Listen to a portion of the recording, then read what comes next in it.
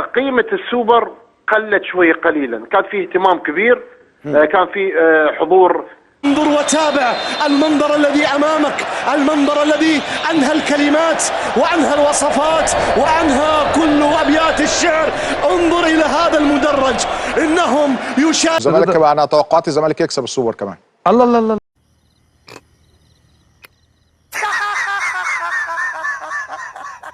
بيقرا عدية ياسين، احمد الشناوي باصص في عينيه، لكن علي معلول مركز على الشبكه، وعلي معلول داخل وهي وهوبا يا عين. 8-1 8-1 والنبي يا ري. وبيستخبى ورا المساعد محمد الشيبي. بننفخ واحنا عمالين نفسي.